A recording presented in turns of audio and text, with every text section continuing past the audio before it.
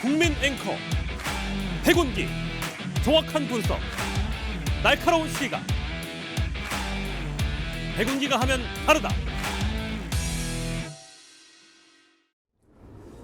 여러분 안녕하십니까, 백운기입니다. 온 나라에 물난리가 나서 수많은 인명피해가 났는데 대통령 부인이라는 사람이 순방지에서 명품관을 돌아다닙니다. 그리고는 논란이 되자 명품관은 갔지만 물건은 안 샀다, 상인의 호객행위로 들어간 것이라고 해명합니다. 이걸 해명이라고 합니까? 이렇게 난리가 나면 대통령은 일정을 당겨서라도 귀국해야 하는 것 아닙니까? 그런데 굳이 일정이 없던 우크라이나까지 방문합니다.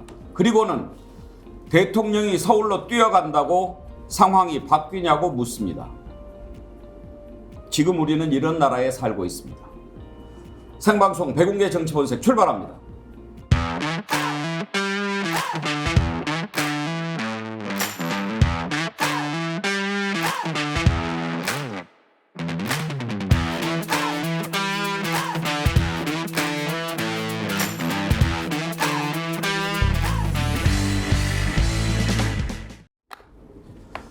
참 우울하고 참담한 월요일 아침입니다. 네 분 패널과 함께 나라 걱정해 보겠습니다. 정기남 조선대 개건교수, 전혜은 우석대대학원 개건교수, 박진영 민주연구원 부원장, 임세은 전 청와대 부대변인 함께합니다. 어서 오십시오.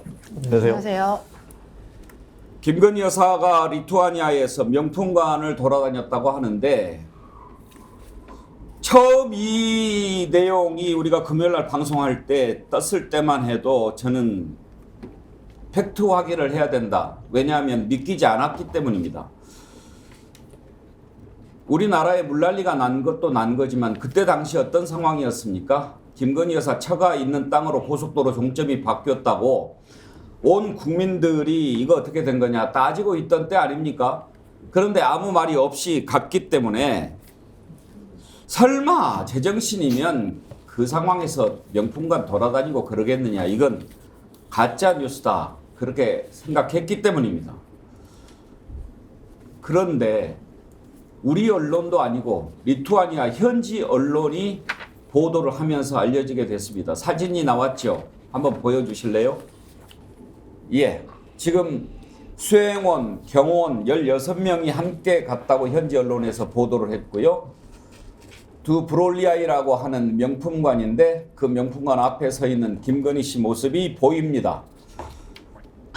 우리나라 언론들 그때 당시에 카페에서 취재하면서 본 기자들도 있다고 하는데 왜 기사는 안 썼는지 모르겠고요. 나중에 이게 보도가 된 뒤에 MBC, SBS에서 현지 매장에 확인을 했더군요. 한번 들어보시죠. The First Lady of Korea visited your store? As you know, yes. What things did Mrs. Kim buy? No comment. Do you know what has she bought? Yes, I know everything, but no comments, as I said. 자, 모든 것을 알지만 말해줄 수 없다. 정기남 교수. 네. 갔는데 안 샀다, 그렇게 얘기합니다. 그리고 호객행위 때문에 들어갔다, 그렇게 해명을 합니다. 이 해명 어떻게 들으셨습니까?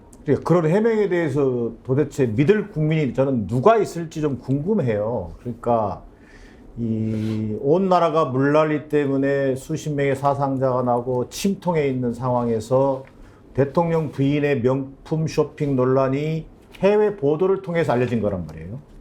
저는 이 지난 주말 진짜 어떻게 감정적으로 얘기하면 이런 겁니다. 이 허망하게 돌아가신 분들에 대한 어떤 안타까움, 이것도 있었지만 대통령과 대통령 부인의 외교 행보를 보면서 정말 분노, 이 참담함을 좀 이렇게 가눌 수 없는 상황이었습니다. 지금 대통령실은 아직도 공식적인 해명은 내놓고 있지 않습니다. 현지 매체 그 보도에 따르면 예고 없이 살롱에 왔고 또 그 주변 시청 광장 주변에 5개 매장을 모두 방문했다는 거 아니겠습니까? 그런데 뭐 호객 행위에 의해서 들렸을 뿐이다. 아니 뭐 명품 그 샵에서 호객 행위를 하는지도 저는 좀 의아한 그런 어떤 해명이라고 생각합니다만, 거기다가 다음 날 또 한국 관계자가 다시 그 숍에 들려서 몇 명이 또 물건을 샀단 말이에요. 자, 그런데도 불구하고 나온 해명은 공식 해명은 아직도 없고 그냥 들리는 얘기로 대통령실 관계자 말로 해서 사비로 관계자가 넥타이를 하나 샀을 뿐이다.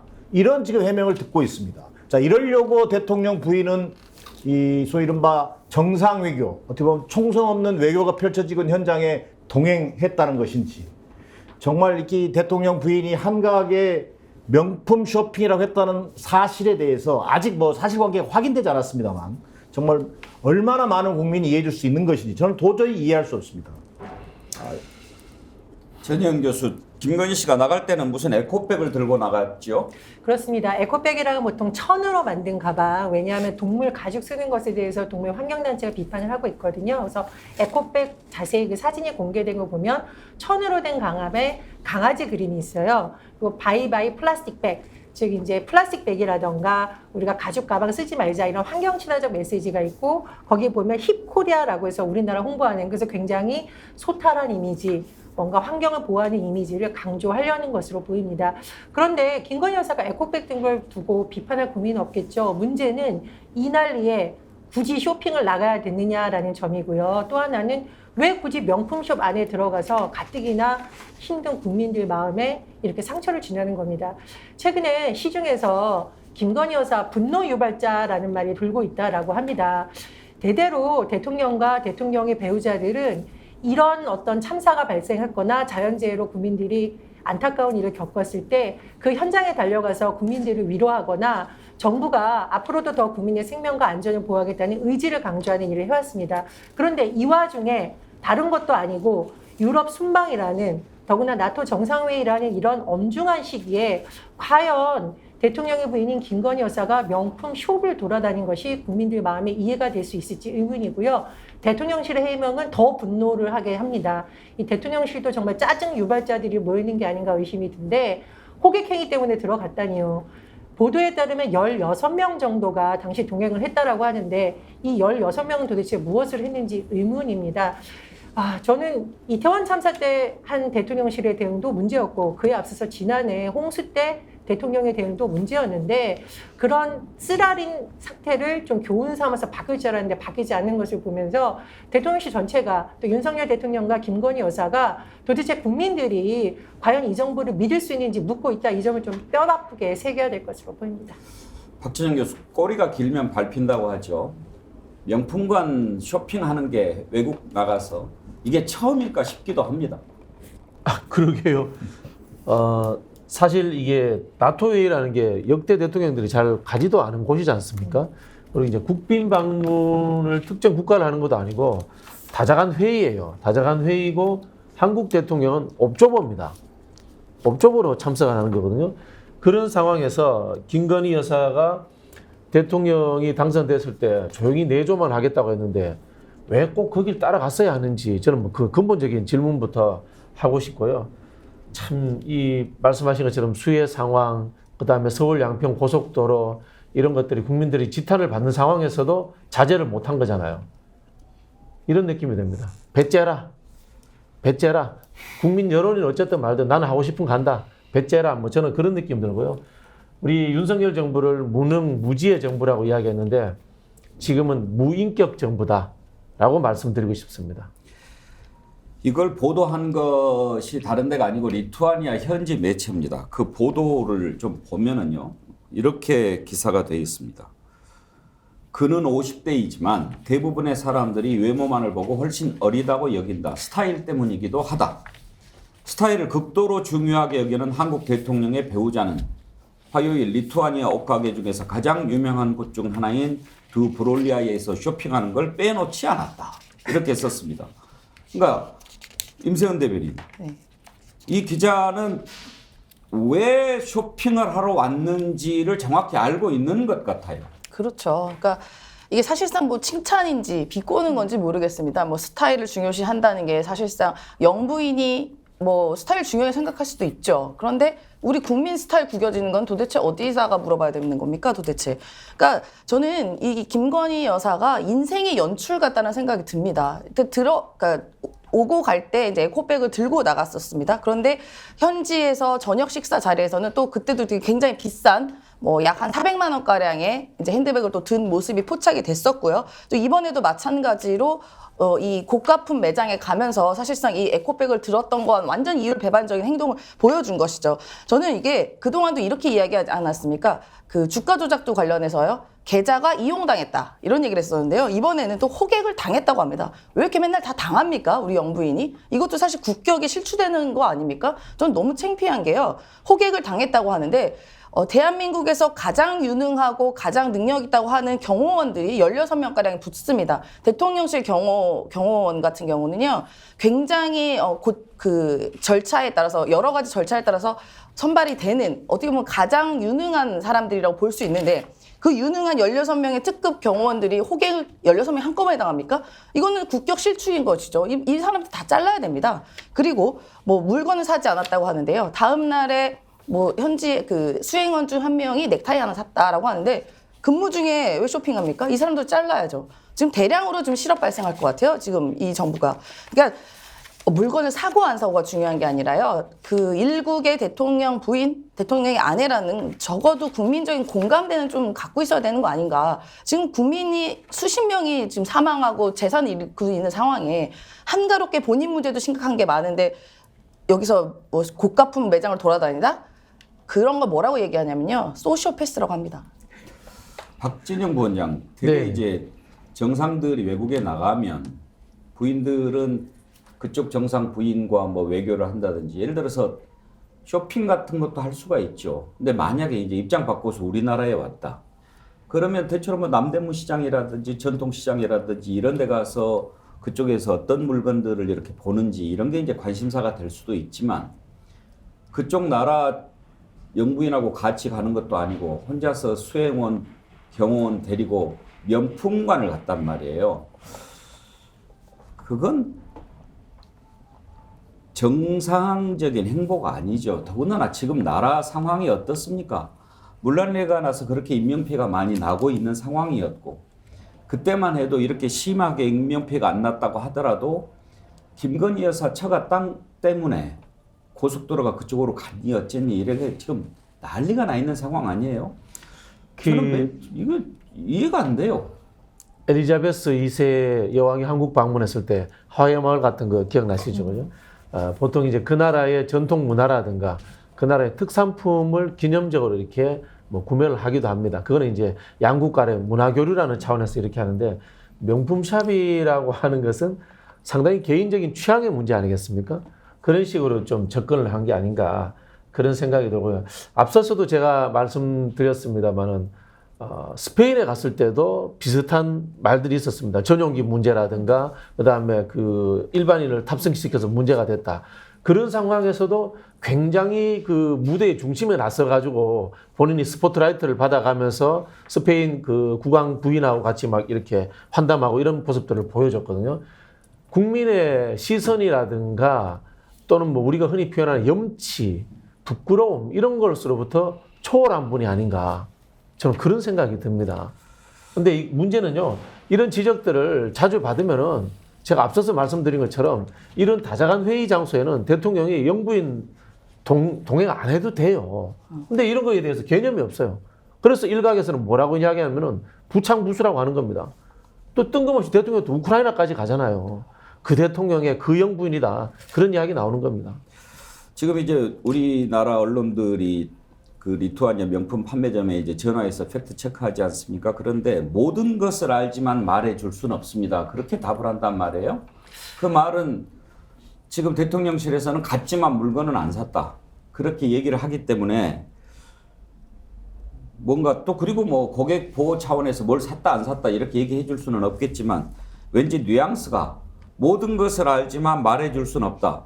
만약에 안 샀다면 와서 둘러보기만 하고 사지는 않았다. 이렇게 답할 것 같지 않습니까? 그렇죠. 예를 들면은 명품샵에 들어가서 물건 안 샀다는 게 흠이 되는 것이 아니잖아요. 더군다나 그 다른 나라에서 온 정상의 부인이 명품샵 들려보고 물건 안 샀다가 흠이 되는 게 아니면 오히려 매장에서 얘기할 수 있겠죠. 하지만 여러 가지 논란이 제기되는 상황에서 언론 인터뷰를 물어보니까 알지만 말 못한다. 이것은 리투아니아에서 나온 현지 언론 보도가 뭔가 사실의 경우에 이 사람들이 전면 부인하면 큰일이 생기니까 이렇게 얼버무린 것이 아닌가 생각이 듭니다. 근데 저는 윤석열 대통령이 왜 해외 순방 갈 때마다 이렇게 대통령의 행보도 논란이 되고 김건희 여사 행보는 더 큰 논란이 되는지 대통령실 진짜 한번 점검해 봐야 됩니다. 우리 전 부대변인 말씀하셨듯이 문제가 있다면 대통령실 시스템 자체를 완전히 고쳐야 되는 겁니다. 그렇지 않고서 계속 부지불어서 이렇게 되면은 대통령이 해외 순방 갈 때마다 국격이 높아지는 것이 아니라 국격은 추락하고 대통령은 비난의 대상이 되고 김건희 여사는 지탄의 대상이 되는 이 과정을 도대체 언제까지 국민들이 봐야 되는지 모르겠거든요. 정상회의가 정말 치열한 외교 전쟁이라는 말이 있는데 한마디로 전쟁터에 나가는 정상의 부인이 한가롭게 명품숍 지금 쇼핑하고 다닐 때입니까? 그런 점에서 근본적인 문제가 있다고 생각을 하고요. 사실 이제 다시 시스템적으로 들어가면 제2부속실 얘기를 할 수밖에 없는데 심지어 야당의 의원들이 예산 줄 테니까 제2부속실 설치하라고 했습니다. 지금 이른바 김건희 리스크에 대한 관리가 안 되고 있기 때문에 충정을 마음에서 얘기를 한 건데 관리가 안 되고 있기 때문에 대통령실에서는 이번 일을 통해서 왜 야당 의원들까지 이런 쓴소리를 했는지 정말 한번 돌아봐야겠습니다. 윤정배님, 미친 명품샵에서 호객하냐? 명품샵에서 호객 당해본 사람 이렇게 물어보고요. 레몬님, 국민 세금으로 비행기 타고 와서 명품관 돌아보는 게 정상적 행동입니까? 그 와중에 국내는 폭우로 난리를 맞고 있는 상황이었는데도요. 내조를 하려면 그 상황에서 조기 귀국하자고 대통령께 조언을 했어야 할 일 아닌가요? 그런 글 주셨습니다. 고용유님, 이 나라가 자기 거라고 생각하기 때문에 안한 무인으로 나가는 거지요. 공노래님은 이런 해석 주셨네요. 리투아니아 그 명품관은 사전 예약이 돼 있기 때문에 간 걸까요? 상강뜰님, 두 사람은 외교를 간 게 아니라 쇼핑과 여행을 하기 위해 국민 세금을 쓰고 다니는 것 같다. 지금 물건을 안 샀다고 그러는데요. 정인환 교수, 예전에는 뭐 대통령 전용기 돌아오고 그러면 세관들 프리패스하고 그렇게 했겠습니다만은 이번에는 언론들이 과연 세관이 제대로 조사하는지 좀 따져볼 것 같습니다. 지금 관세법상 면세 한도가 800불로 되어 있죠? 그렇습니다. 관세법상 면세 한도는 800불이고 또 넘는 것은 신고해야 합니다. 그러니까 이것은 세상에 영원한 비밀은 없는 거거든요. 대통령 부인 김건희 씨가 명품 쇼핑 논란에 지금 빠져 있는데 자, 거기에 대해서 저는 분명하게 해명하는 것에서 또 시작해야 한다고 생각합니다. 이것도 역시 뭐 가짜 뉴스고 선동하는 겁니까? 리투아니아 언론을 그렇게 얘기할 겁니까? 그렇게 얘기할 수 없기 때문에 지금 말을 못하고 있을 텐데 자, 우선 가게에 왜 갔는지 또 쇼핑을 했다면 구매한 품목은 무엇이고 비용은 어떻게 결제가 됐는지 스스로 밝혀야 합니다. 자, 세금으로 지원되는 대통령 경호원들까지 대동한 명품 쇼핑 논란입니다. 여기에 대해서 지금 얼버무리는 것 모습, 자, 우리 언론의 저희 책무도 저는 굉장히 크다고 생각해요. 우리 언론, 저는 오늘 아침 언론들 보도를 보면서 정말 좀 약간 답답했는데 침통한 표정으로 귀국, 대통령 부인 손에는 에코백. 이게 뭡니까 이게? 정말 이 지금 행태는 이 국민들이 볼 때는 정말 가증스러운 행태거든요. 자, 이게 한두 번입니까? 벌써 한미 정상회담 갈 때도요. 벌써 논란이 됐었습니다. 그때도 뭐 의전비서관 측근으로 교체했죠. 또 뭡니까 또 넷플릭스 투자 유치 이것도 뭐 거의 김건희 부인이 직접 관여한 것처럼 뭔가 이렇게 보도됐죠. 이게 한두 번이 아니에요. 자, 이번에도 아까도 앵커께서 얘기했습니다만 스타일 아이콘. 자, 그 당시는 뭡니까? 클로즈 호스입니다. 빨래 건조대라는 논란이 있었습니다. 이게 워싱턴 포스트에 보도됐었지만 옷의 유행에 지나치게 관심이 많은 사람을 비하적으로 표현하는 단어까지 받았습니다. 자, 이런 상황을 언제까지 방치할 것인가 몇 분이 얘기하셨습니다만 지금 김건희 씨의 이 행보 이것은요 막강한 힘을 확인해주고 있는 거예요. 이 언터처블이고 언컨트롤러블 상황이 지금 지속되고 있는 겁니다.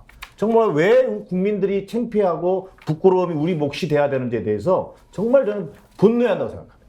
근데 임세훈 대변인, 용산에서 이런 걸 해명을 할 때 국민들이 이렇게 말하면 좀 이해가 되겠다 하는 그런 수준에서 해명이 나와야 될 거 아닙니까? 그런데 갔는데 안 샀다. 그것도 사실 믿기는 힘들지만 호객 행위 때문에 갔다. 이렇게 해명을 하면 국민들이 어떻게 생각할지 그런 생각을 안 할까요? 그러니까 전반적으로 지금의 대통령실은 그런 메시지에 대한 철학이 별로 없는 것 같아요. 그러다 보니까 지난 미국 순방 때도 바이든을 날리면으로 들어라라는 그 말도 안 되는 이야기를 하지 않겠습니까? 그러니까 지금 자꾸 이 대통령실은 국민한테 자꾸 시험 문제를 던져줘요. 무슨 뭐 킬러 문항도 아니고 바이든도 날리면으로 들어야 되고 갔는데 안 샀다도 믿어야 되고 호객행위 당해야 되는 것도 믿어야 되는 이런 참담한 현실을 저는 어떻게 이해할지 모르겠습니다. 아니 호객을 당했다니요. 그러면 대통령 부인이 일국의 대통령 부인이 16명이나 대동안 당했다? 왜 당합니까? 대통령분이 최고 권력자의 부인이 왜 당해요? 맨날 당하고 살아요? 그렇게? 그럼 보이스피싱도 당해도 되겠네요, 앞으로? 그러니까 이걸 좀 생각을 좀 하고 차라리 저는 대통령실에서 부적절했다 사과를 하면 될 일입니다. 근데 대통령실은 무슨 뭐 사과에 무슨 노이로제가 있는지 모르지만 단 한 번도 설명을 제대로 된 설명도 하지도 않고 뭉개고 어거지 부리고 이런 게 반복되다 보니까 국민은 더 이상 이 대통령실의 해명을 믿을 수가 없는 거예요. 혹여나 정말 갔는데 구경만 하고 안 샀을 수도 있어요. 근데 이게 믿을 수가 있겠냐고요. 그동안의 신뢰가 완전 바닥인 거죠. 그러니까 이번 건도 만약에 그 고가품은 궁금할 수도 있습니다. 만약에 그렇다 치더라도 그러면 국민께 국민의 정서와 저희가 좀 동떨어진 행동을 했습니다. 정말 죄송합니다. 뭐 부적절한 행동이었습니다라고 말하면 그래 뭐 대통령 부인도 심심할 수 있지. 그럼 돌아다닐 수 있지라고 아주 좋게라도 생각할 수도 있을 거예요. 그런데 뭐 갔는데 안 샀다? 아니 그럼 뭐 술 먹었는데 음주운전 안 했다랑 뭐가 다릅니까 이게? 국민은 그래서 더 이상 대통령실의 해명에 이제는 기대를 할 것도 없고 설사 정말 콩으로 매줄 쓴다 그래도 이제는 더 이상 이제 믿을 수가 없다라고 저는 생각합니다. 자, 대통령 부인은 그렇다 치고요. 그건 또 목요일이니까 그렇다 치고요. 그 뒤로 나라가 어떻게 됐습니까? 산사태간에서 많은 인명피해가 발생하고 충북 오송에서는 지하차도 침수로 지금 13분이 희생됐습니다. 차차 따져보겠습니다만 이게 천재입니까? 인재입니까? 지난해에도 호우 때 지하차도, 지하 주차장 포항에서 인명피해 나지 않았습니까? 공무원들이 지금 움직이지 않고 있는 겁니다. 공직사회가 작동하지 않고 있는 겁니다. 왜 그렇습니까? 맨 위에서 제대로 일을 한다고 생각하지 않기 때문 아닐까요? 대통령이 국민의 생명과 재산을 보호하는 것보다 더 중요한 일이 어디 있습니까? 그러면 해외 순방 갔다가도 나라에 이렇게 어려운 일이 생기면 일정 중단하고라도 돌아오는 것 아니었습니까? 그런데 그런 상황이 뻔히 벌어지고 있는데 일정에도 없던 뭐 원래 있는지는 모르겠습니다만 일정이 없었다고 얘기하니까 우크라이나를 갑니다. 우크라이나 전쟁 중 아닙니까? 그래서 바로 비행기로도 못 가고 13시간을 걸려서 갔다는 겁니다. 꼭 그렇게 가야 합니까? 대통령실 이번에 또 뭐라고 해명합니까? 이번에 안 가면 가기 힘들 것 같아서 그랬다. 거기까지 좋습니다. 대통령 간다고 호우 상황이 바뀔 것 같지 않았다. 이건 또 무슨 말입니까? 대통령 와서 비 막아달라고 그랬습니까? 지금 대통령이 있어야 할 자리가 어디인지 국민들이 묻고 있는 것 아닙니까? 정기남 교수, 이걸 또 해명이라고 해요. 이게 좀 말도 안 되고 정말 이 재난 참사 때문에 허탈하고 좌절하고 있는 국민들의 분노에 또 불을 지르는 이런 메시지를 보면서 정말 어안이 벙벙일 수밖에 없어요. 아니 앞서 여러 번 얘기했습니다만 대통령이 서울에 들어간다 해도 상황을 바꿀 수 없다. 이런 허망한 메시지가 어디 있습니까? 아니 국민의 생명과 안전이 걸린 문제에 대해서는 좀 더 예민하게 배려하고 민감하게 반응해야 되는 거예요. 방금 당장 지금 외교 일정을 수행하는 속에서 아니 지금 당장 한국에 들어간들 우리나라에 돌아간들 어쩔 수 없다라고 하는 현실을 국민들도 대충은 다 이해할 수 있어요. 그러나 대통령 메시지가 어떤 메시지가 나오느냐가 대단히 주목받고 있는 상황이란 말이에요. 그리고 지금까지 뭐라 그랬습니까? 대통령은 모든 재난의 컨트롤 타워라고 그랬습니다. 근데 벌써 작년에 이어서 올해 2년 연속 우리는 재난 상황에서 대통령 공백 상황을 경험하고 있는 겁니다. 자, 작년 수해 때 뭐 했습니까? 대통령은 대통령실에 출근도 하지 않고 서초동 자택에서 팩스로 보고받고 있었습니다. 지금 우크라이나 현지에서 이를테면 해외에서 이 재난 상황을 보고받은 거랑 똑같은 위치입니다. 그러고 국민들이 느끼는 것은 재난 컨트롤 타워라고 하는 대통령이 공백 상태를 접근과 동시에 똑같은 메시지를 받고 있습니다. 아니 대통령이 대통령실에 나가서 지한들 상황이 크게 바뀔 리 없다라고 하는 얘기를 다시 반복해 듣게 되는 겁니다. 이러니 국민들이 절망할 수밖에 없는 거죠. 저는 어떻게 보면 대통령직에 대한 윤석열 대통령의 이 한없는 가벼움, 이런 처신이 결국은 국민들을 더 힘들게 만들고 어렵게 만들고 있다. 또 앞서 그 앵커도 한 번 언급했습니다만 이 공직사회요. 자, 몇 번의 기회가 있었습니다. 이 오송 이 지하차도 침수 문제만 하더라도요. 두세 번의 기회가 있었습니다. 그러나 청주시 뭐 이를테면 또 충북도 이런 일련의 과정에서 보고되는 과정에서 이 행정관청 자체가 사라져요. 대응 자체가 사라져버립니다. 그러면 그동안 정부에서 뭐라고 그랬습니까? 자, 무리하다 싶을 정도의 사전 대피와 통제, 이건 말뿐이었다는 거예요. 공직사회 움직이지 않고 있고 지금 무정부 상태에서 이 재난재해가 지금 발생하고 있다. 이게 재해다? 인재라고 볼 수밖에 없는 정말 후진국형 이 재난을 보면서 국민들이 참담해하는 겁니다. 지금 오송 지하차도 참사 같은 경우에 방금 우리 정기남 교수께서 3번의 기회가 있었다고 하는데 이미 지금 보면 금강 홍수통제소에서 주민 대피해야 된다, 통제해야 된다 이렇게 유선으로 흥덕구청에 얘기를 했습니다. 그런데도 교통통제를 하지 않은 거죠. 7시 51분에 궁평 1, 2 전 이장이 제방이 매우 위험하다. 이걸 목격하고 119에 신고를 했습니다. 거의 1시간 전이죠. 그런데 전혜영 교수, 그런데도 우리 쪽 관할인 줄 몰랐다 뭐 이런 얘기만 하고 있어요. 공무원 사이가 움직이질 않고 있는 겁니다. 그렇습니다. 윤석열 대통령 정부 하에서 지금 특검한 감사원에서 감사하고 검찰이 나서 압수수색하고 있는데 죄송한 얘기지만 헛짓거리 좀 그만하시고 공무원들이 국민의 생명과 안전을 보호하는 데 집중할 수 있도록 대통령실 좀 바뀌어야 됩니다. 저는 진짜 작년에 우리 맨홀에 사람 빠져 죽은 사건 보고 야 정말 무섭다는 생각이 들었는데 이번에 지하차로 사고 보고 많은 운전자들이 무서워서 대한민국에 살겠냐는 말을 하고 있습니다.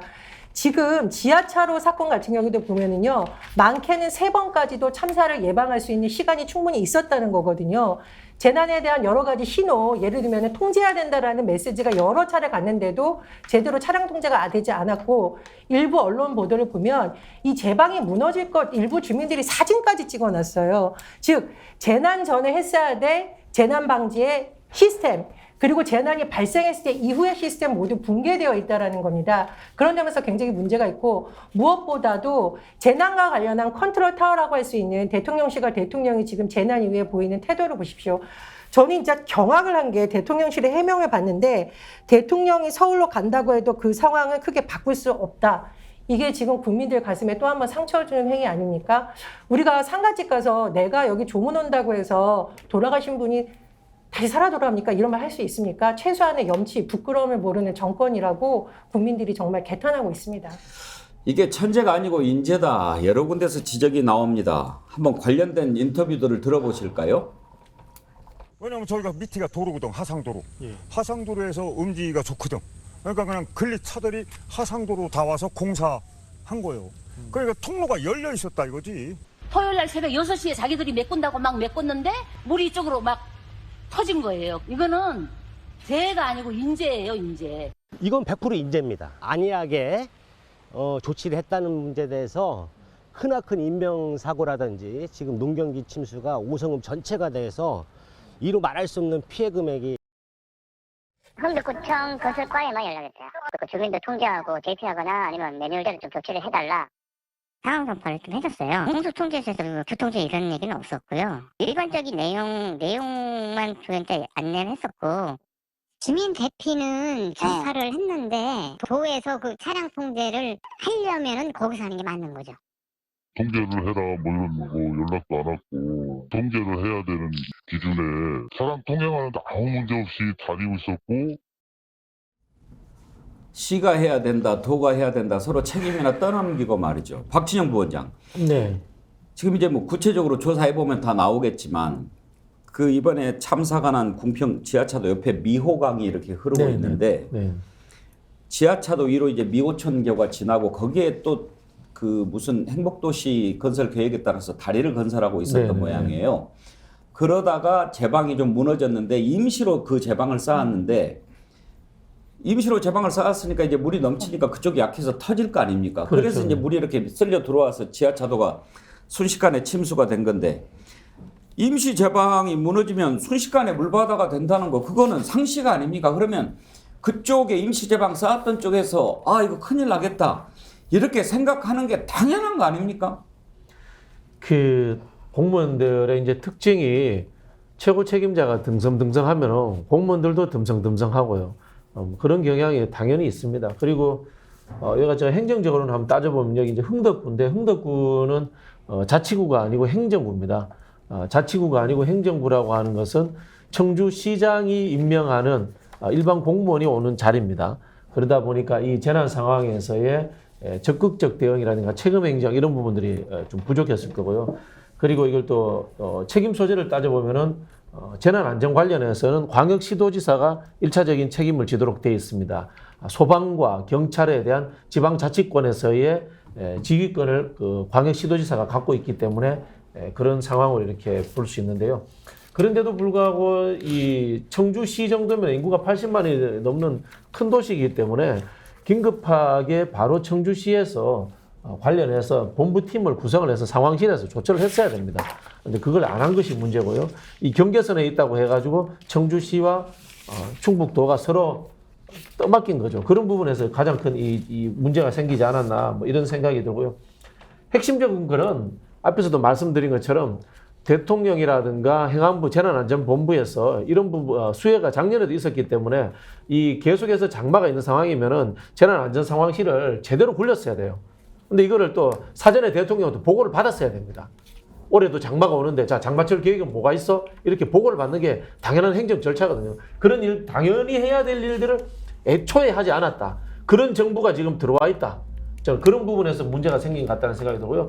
대통령의 임무 중에 하나가 헌법에 있는 국민의 안전을 책임지는 일이지 않습니까? 대통령의 자질이 없는 사람이 대통령이 되다 보니까 이런 일들이 반복적으로 일어난다.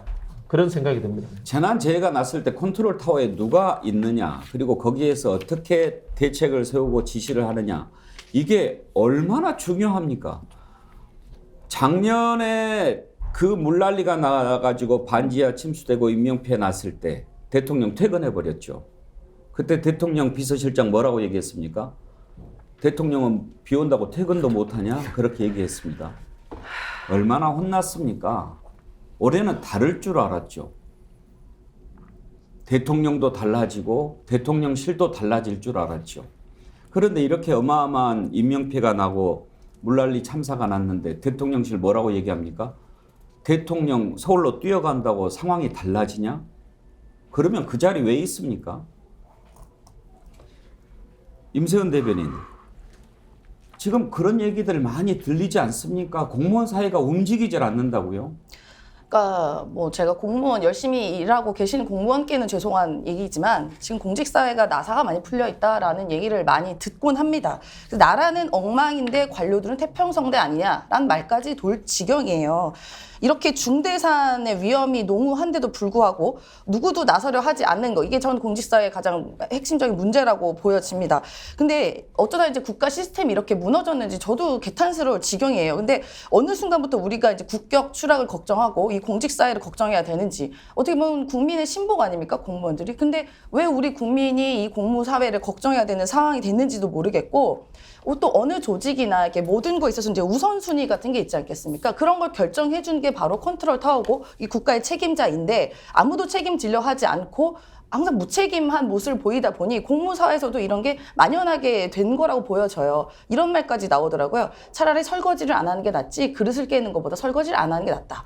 괜히 설거지 잘못했다가 내가 조사받고 압수수색 당한다. 우리가 이걸 여러 가지 상황으로 많이 보지 않겠습니까? 얼마 전에 교육부에 있는 뭐 국장도 킬러 문항했다고 무슨 경질되는 등 이런 일을 봤을 때 어떤 공무원이 나서서 일을 할 수 있겠습니까? 그러니까 이렇게 관료 조직은 리더십이 필요한데 윤석열 대통령마저 리더십이 부재한 상황을 저희가 많이 목격을 하고요. 이렇게 있는 사람들이 자기가 책임지지 않고 자꾸 아랫사람에게 책임을 전가하는 모습을 보였을 때 과연 공직사회가 움직이겠느냐. 근데 이런 문제의식이 저는 공무원 사회에서도 이게 뿌리 깊게 존재하고 있다. 그래서 빨리 이걸 탈피해야지. 안 그러면은 너무 걱정됩니다. 지금 사실 이 홍수뿐만이 아니라요. 우리가 아인 법칙이라고 큰 사고가 일어나기 전에 뭐 자잘한 거 300개, 그다음에 중간 사고 29개 이렇게 나면서 큰 사고가 난다고 하는데 저는 어느 수준까지 이 일이 발생할지 모르겠습니다. 이렇게 구멍이 뽕뽕뽕뽕 난 이런 국가 시스템이 어디까지 잘못되면 큰 사고를 발생할지 정말 너무 두렵습니다. 제가 하나 좀 확인하고 싶은 게 있는데요. 대통령은 퇴근이 없습니다. 대통령은 왜 퇴근이 없느냐면요. 우리 이제 공무원 복무 규정이라는 게 있는데 대통령은 그 공무원 복무 규정에 나오는 뭐 정무직도 아니고 별정직도 아니고 대통령에 관한 규정이 없습니다.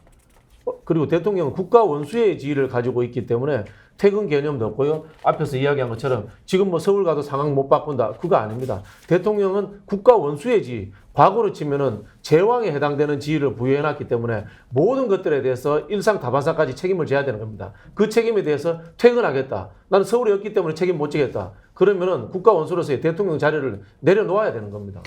이번 지하차도 참사에서 가장 큰 피해가 났던 것이 이제 그 청주 747번 급행버스 승객들입니다.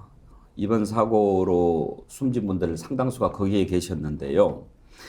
이 급행버스가 원래 가던 노선이 아닌 곳으로 가다가 이번 참변을 당했습니다. 그런데 왜 그쪽으로 갔는가 하고 봤더니 폭우 때문에 원래 다니던 노선이 통제가 된 겁니다. 그래서 다른 길을 피해서 이제 이곳 지하차도를 지나가다가 이런 사고를 당한 거죠. 그러니까 정연한 교수, 제대로 작동이 됐다면 그쪽 통제했던 것처럼 지하차도 이게 곧 넘칠 위험한 상황이었고 더군다나 임시제방이기 때문에 매우 취약한 상황이지 않습니까? 그리고 지하차도가 처음 있는 사고가 아니고 작년에 그렇게 지저대지 않았습니까? 지하를 조심하자. 그런데도 이런 일이 반복이 된 겁니다. 그러니까 포항에서도 지난번에 지하차도에서 그런 참사가 지하 주차장이죠. 예. 그런 참사가 있었지 않습니까? 그러니까 지금 당국이 왜 재난사고에서 교훈을 얻지 못하는지 정말 묻고 싶어요. 자, 기본을 지키지 않기 때문입니다. 지금 공직사회가 움직이지 않는다는 얘기도 있었습니다만 저는 사고 현장에서 왜 119 소방대장이 인터뷰를 합니까? 저는 그것도 아이러니하더라고요. 청주시장, 충북도지사가 직접 나와야 되죠. 자, 두 번째, 뻔한 피해가 예상되면은요, 사전에 위험이 예상되는 지역에 상주하게 되어 있습니다. 공직자들이. 그리고 또 상주하면서 24시간 근무합니다. 자, 그런 어떤 체계가 정상적으로 작동되었다면, 자, 한 지역이 통제를 받듯이 당연히 지하차도도 일정 부분 상주 인력이 있으면서 그 시시각각 변하는 그 상황을 체크했어야 되는 거죠. 그런 일들이 지금 벌어지고 있지 않기 때문입니다. 자, 아무리 대통령에 대한 기대에 우리 국민이 저는 다 접었다고 생각합니다. 왜? 대통령부터 그 책무를 다하고 있지 않습니다. 자, 그렇다고 하지만 우리 공무원들이라도 공직사회만큼이라도 또 이 재난재해로부터 정말 언제까지 앞서도 얘기했습니다만 후진국형 공공재난에 취약 늘 이렇게 당하고만 있을 겁니까? 집중호우로 인한 자연재해는 사실 완전히 피해갈 수는 없습니다.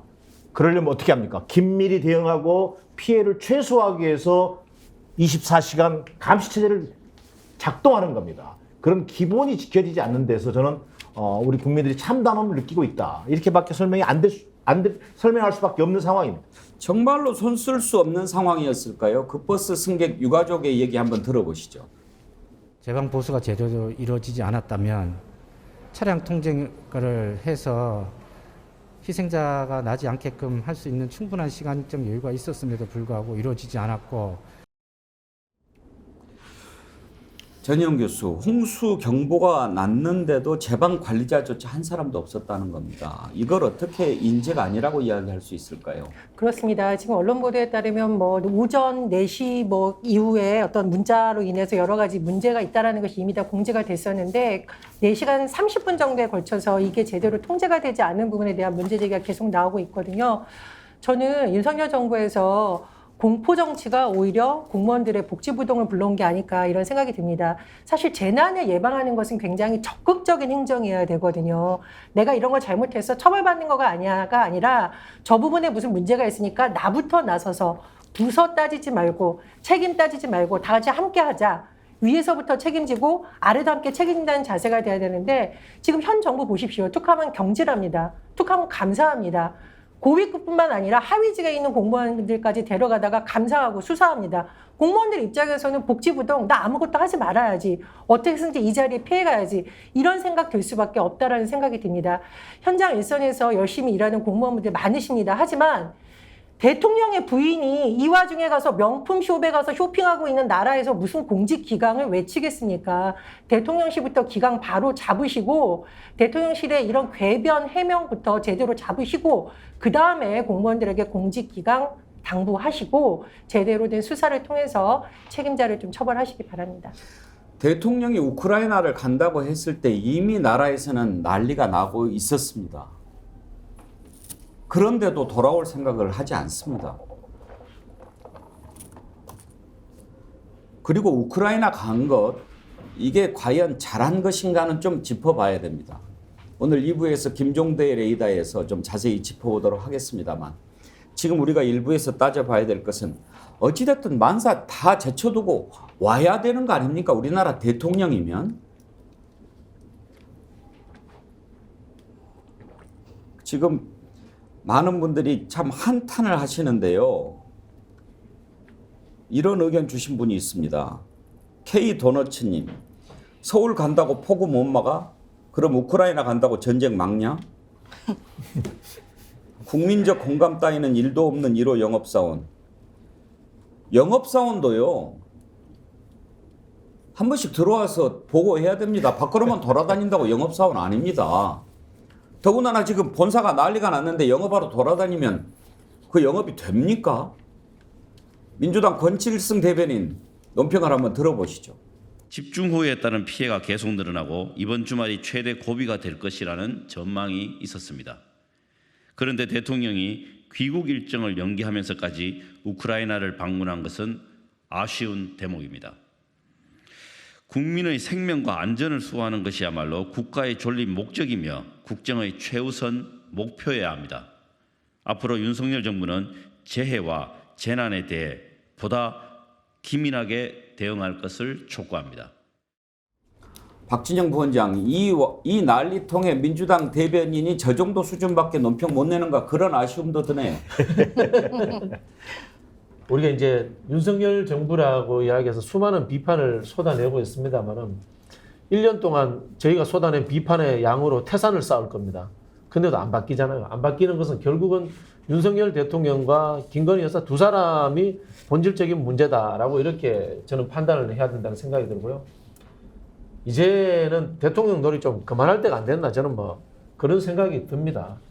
가장 큰 비판자는 사실은 내부에서부터 나와야 됩니다. 우리 보통 그 제국이 멸망할 때 보면 내부에 제대로 된 이 성찰하는 사람들이 망해야 될 제국은 망하게 만드는 거거든요. 지금 국민의힘에서 윤석열 대통령 이 부부의 행보를 옹호할 것이 아니라 국민의힘이라는 정당도 국회라는 행정부를 견제해야 될 하나의 상권분리 기관으로서 자기들이 작동한다면은 냉정한 비판을 함으로 통해 가지고 윤석열 정부에 대해서 제대로 칼날을 들이대 가지고 끌어내리든지 아니면은 다른 형태의 어떤 내각을 구성하든지 해서 대통령의 무능에도 불구하고 국가가 돌아갈 수 있는 시스템을 만들든지 그런 것들에 대해서 구조적인 고민을 해야 될 때가 저는 되었다.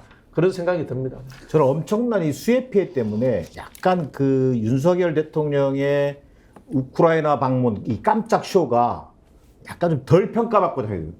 좋은 의미가 아니라 제대로 평가를 못 받고 있다. 정말 위험천만한 일을 한 거거든요. 저 이거 이미 출국하기 전부터 우크라이나 방문설이 돌았습니다. 대통령실은 계속 극구 부인을 했죠. 그래서 지난주만 하더라도 많은 사람들은, 이 정치권에 있던 사람들은 야, 이게 그런 무모한 행동을 할까 과연, 이런 좀 약간의 우려도 있었고 또 깜짝 쇼를 벌일 가능성도 배제할 수 없다, 이런 전망들을 하고 있었는데 지금 윤석열 대통령은요, 무슨 과거에 박정희 전 대통령이나 노무현 전 대통령 같이 우리 군이 파병된 지역에 간 것 같은 느낌으로 간 것 같아요. 근데 이거 전쟁터에 뛰어든 겁니다. 그 말은 다른 말로 하면 뭐냐면 러시아를 완전히 적대국화하면서 우리 한반도의 전쟁의 먹구름을 끌고 들어오는 거예요. 대단히 무모하고 위험천만한 일을 벌인 겁니다. 여기에 대한 평가가 지금 묻혀 있어요. 왜? 엄청난 이 수해 피해 때문입니다. 그리고 김건희 씨의 명품 쇼핑 논란 때문에 약간 가려져 있는 거예요. 정말 이 전쟁터까지 방문하면서 우크라이나 승리를 기원한다? 이게 무슨 가치 외교의 연장선이라고 얘기할 것이고, 뭐 국제사회 일원으로서 책임을 얘기하겠지만, 우리 한반도라고 하는 어떤 특수성 속에서 우리가 안게 될 이 안보 불안, 경제 불안, 또 그다음에 당장 아까 영업사원지로 나왔습니다만 러시아에 있는 우리 현지 교민들은 지금 어떻게 되는 겁니까? 뭐 이런 것에 대한 정말 치밀한 사고와 고민 속에서 과연 우크라이나 방문이 이루어졌는지에 대한 저는 명백한 평가가 있어야 한다고 생각합니다. 우크라이나 방문 관련해서는 그 한국에 귀국했을 때 통일하고 국회 운영이 통해 가지고 제대로 진상 규명을 통해 가지고 대통령이 지금 한국의 안보 상황을 위기로 몰아넣은 상황이지 않습니까? 이거 헌법적 가치로 따지면은 탄핵 상황입니다. 이거 진짜 전부 다 국회가 나서 가지고 이거 제대로 진상 파악하고 왜 갔는지 이거 따져야 됩니다. 네. 네, 저는 사실 민주당도 정신을 좀 번쩍 차렸으면 좋겠습니다. 사실 민주당 지지층 중에서 뭐 핵심 당원도 있고 그냥 뭐 일반 당원으로 활성하시는 분도 있고 당원이 아니어도 지지하는 분들이 있는데 제가 취재해보면 저 의석을 가지고 왜 이렇게 제대로 견제 못하냐는 쓴소리도 많이 나오고요. 국민들이 뭐라고 하냐면 친명 비명 이거 싸움 좀 지겨워 죽겠다고 얘기를 해요. 그건 집안 싸움인 거고요. 하지만 싸움을 내부에서 할 땐 하더라도 정부를 견제할 때는 확실하게 해야 되지 않겠습니까? 지금 재난 상황으로 인해서 국민들 대다수가 참사에 직면해 있고 지금 곳곳에서 뭐 누구는 골프를 쳤네, 뭐 누구는 명품 쇼에 갔네 이런 비판이 쏟아지고 있는 마당에서 야당이 제대로 실력을 보여줘야 국민들이 내년에 믿고 야당 찍어줄 거 아니겠습니까? 이런 부분에 있어서 민주당도 내부에 뭐 분당설이니 어떤 이런 쓸데없는 소리 하지 마시고 좀 잘 뭉쳐서 정부를 결제할 때만큼은 하나의 힘을 모아서 좀 제대로 해주셔서 좋겠다 이런 바람이 있습니다. 이은주님, 천재지변이 아닌 인재지변이라는 점이 더 기가 막히고 통탄스럽습니다. 막을 수 있었는데 또 막지 못했습니다. 이태원 참사 때와 다른 점이 하나라도 있습니까? 재난 상황 때마다 왜 무정부 상태가 돼야 하는 겁니까? 포토 J70 쓰시는 분, 대통령이 재난을 만드는 컨트롤 타워인 것 같습니다. 아우라님, 국민이 죽어가고 있는데 우리 관할 아니다. 제발 그놈의 관할 좀 핑계대지 말았으면 좋겠네요.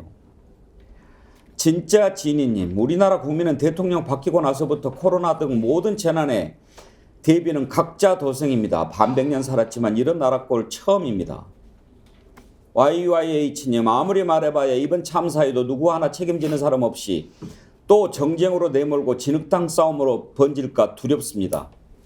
꽃비님, 하늘이 나라를 구겨버렸습니다. 왜일까요?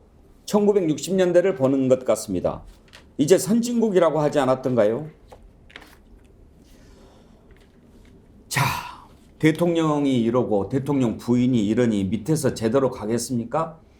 본인이 밑이다 아래다 생각하지 않을 사람입니다만 홍준표 대구시장 이 와중에 토요일 날 골프를 쳤답니다. 이게 말이 됩니까? 말이 돼요? 그렇게 이빨한 소리 잘하는 사람이 스픽스 대구가 단독으로 취재한 내용입니다. 홍 시장이 토요일 오전 11시 20분에 대구 동구 팔공산에 있는 80 컨트리 클럽에서 지인들과 함께 라운딩을 시작을 했다. 골프장에 도착해서 옷을 갈아입고 입구에 도착해 있는데 홍 시장이 나타났다. 기다리고 있던 여러 사람들이 시장님 안녕하십니까 라며 인사를 건넸다. 라운딩 한 지 1시간 만에 빗줄기가 굵어지고 안개가 심하게 끼면서 골프장 측이 캐디를 통해 라운딩을 중단해달라는 연락을 해왔다. 그래서 우리는 18홀 가운데 5홀만 치고 5홀만 치고 골프를 중단했다. 홍 시장도 목욕을 하러 들어오나 봤더니 목욕탕에는 들리지 않고 돌아간 것 같았다. 스픽스 대구가 80cc 측에 확인을 했습니다. 홍 시장 와서 골프 쳤는지, 홍 시장이 왔는지는 확인해 줄 수 없다. 요즘에 다 확인 안 해줍니다. 그런데요, 박진영 부원장. 네. 홍준표 시장이 골프를 친 그 토요일 날 전국에 비상사태가 발생한 내려진 그 상황 아닙니까? 네. 홍준표 시장님 보면은 그런 생각이 듭니다. 본인이 했던 말이에요. 개는 짖어도 열차는 간다. 개는 짖어도 열차는 간다. 이게 어떤 느낌이 드냐면요. 대통령도 그렇고 홍준표 시장도 그렇고 이 위정자들, 잘난 사람들이지 않습니까? 잘난 사람들이 우리 국민을 정말 개돼지 취급하는 거 아닌가. 그런 생각이 듭니다. 너희들이 뭐라고 해봐야지 우리는 엘리트들이고 우리는 선출되었고 우리는 우리의 권력을 내 마음껏 누릴 수 있다. 그렇게 생각하는 것 같아요. 이런 일을 겪을 때마다 어떤 느낌이 드냐면요. 저는 홍준표 시장을 찍은 적이 없고 윤석열 대통령을 찍은 적이 없거든요. 어디 따로 가서 섬에 가서 저 혼자 살고 싶어요. 뭐 그 정도로 비참하다는 생각이 듭니다. 저런 사람들이 대한민국의 지도자의 위치에 있고 국가를 운영하고 있다. 나는 거기에서 무슨 역할을 하고 살아야 되는가라는 참 국가는 무엇인가? 라는 본질적인 질문을 하게 됩니다. 슬픕니다.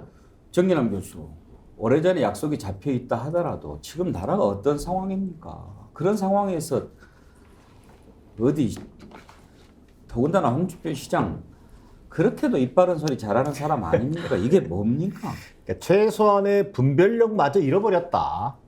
정말 그 골프 애호가라 할지라도 공직자라면 또 지도자를 자처하는 사람이라면 골프를 당연히 취소했어야 하죠. 저는 엊그제 토요일 일요일 날 수도권을 상대적으로 나왔음에도 불구하고 전 국민이 호우 경보 속에서 또 집단적으로 또 인명 피해까지 발생하고 있는 속에서 골프를 이틀 토일 예약돼 있던 어떤 한 공직자 출신인데요.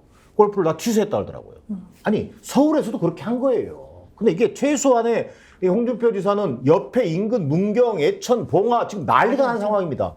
산사태가 나고 대구도 마찬가지로 엄청난 비 피해를 입었습니다. 그런 속에서 대구 지역 시장의 신분으로 골프를 치고 그것도 또 염치가 아니라 아마 이게 골프를 치고 목욕도 하지 않고 갔다는 얘기는요. 혹시 주변 사람들에게 식별되지 않을까 싶어서 했던 것 같아요. 자, 그러나 진실을 감출 수가 없잖아요. 저는 어떤 지도자 운운하기 이전에 정말 최소한의 분별력을 갖추는 것, 그것이 지금 필요한 홍준표 씨인 것 같습니다. 아니 집에서 쉬고 있어도 그거는 비난을 받아 마땅할 판 아닙니까? 지금 집무실에 안 나와 있고.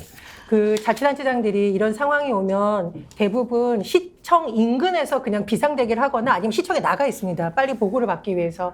홍준표 대구시장이 이른바 MZ세대 공무원과의 대화에서 주 4일째 얘기하니까 퇴사하세요 그랬잖아요. 홍준표 시장님 골프 그렇게 치고 싶으면 퇴사하세요. 제일 좋은 방법은요. 대구시장 그만두고 아무 눈치 안 보고 골프 치시는 거예요. 저는 그 말씀 그대로 돌려드리고 싶습니다. 임세훈 대변인 이제 영이 서겠습니까? 만약에 뭐 어떤 잘못이 이런 상황에서 네가 그런 일을 할 수 있어라고 홍준표 시장이 밑에 직원들한테 얘기할 수 있겠습니까? 좀 양심이 없는 거죠. 이제 만약에 그렇다 한들 양심이 없는 거고 저는 그 어떤 누군가가 했던 말로 이 지금의 상황을 좀 말씀드리고 싶습니다. 무식한 삼류 바보들을 앉혀다가 정치 경제를 맡겨놨더니 망쳐놓고 정말 어이가 없습니다. 아주 가짠습니다. 어느 누가 한 말을 제가 말씀을 드릴게요. 그러니까 지금 그러니까 지자체를 비롯해서 전반적으로 대통령을 포함해서 저는 국정 운영에 대한 근본적인 한계가 돌아온 것 같다라고 저는 판단이 됩니다. 태정태세 비욘세 아이디 쓰시는 분요. 준표 할배왈 물난리는 어렸을 적에 많이 겪어봐서 아는데 이 또한 지나가리라. 니들이 비 오는 날 골프 맛을 알아? 글쎄요. 정말 아니 이렇게 난리가 났으면 지금 위험한 곳은 없는지 그런 것을 챙겨봐야 할. 지금 자치단체장 대구도 그렇고요. 충북도 김영환 지사 그동안에 얼마나 논란이 많았습니까? 뭐 기꺼이 친일파가 되련다부터 시작해가지고 이럴 때 뭐 하고 있었는지도 참 궁금하네요. 박진영 부원장. 김영환 지사나 홍준표 시장이나 정치를 오래 한 사람들이지 않습니까? 또 나이도 제법 있으시고요. 그러니까 어떤 생각이 가지고 있냐면은 난 다 알아. 내가 다 해봤어. 다 해봤는데 말씀하신 것처럼 이렇게 해봐야지 내가 조용히 숨어서 지나가면은 국민들은 모를 것이야. 그리고 대구에서는 어차피 나 찍어. 이렇게 생각하는 겁니다. 사실은 이게 출발점들이 돌이켜 생각을 해보면요. 정치적 선택이라는 것에 의해 가지고 우리의 국민의 안전, 그 다음에 국민의 기분, 국민의 행복 모든 것까지 좌우되는 상황이 지금 만들어져 있는 거예요. 근데 우리 국민들이 이제까지 정치적 선택을 할 때 지역주의에서 선택을 하기도 하고요. 때로는 누군가 반문재인 정선이라는 그런 부분에 감정적인 차원에서 투표를 하기도 하고요. 이런 것들 사실은 국민의 한 선택에 의해서 그대로 되받아 내가 다시 더 떠안게 되는 겁니다. 저는 이런 일들이 벌어질 때마다 국민이 선택하는 과정에 대해서 좀 더 심사숙고해 주시고 좀 더 냉철해 주시고라는 그런 좀 부탁을 드리고 싶고요. 선택한 것에 대해서 되물릴 수 있는 그런 제도에 대해서 우리가 진심으로서 혁명이 아니더라도 고민해 볼 때가 되지 않았나 그런 생각이 듭니다. 그 몫은 국회의 몫입니다.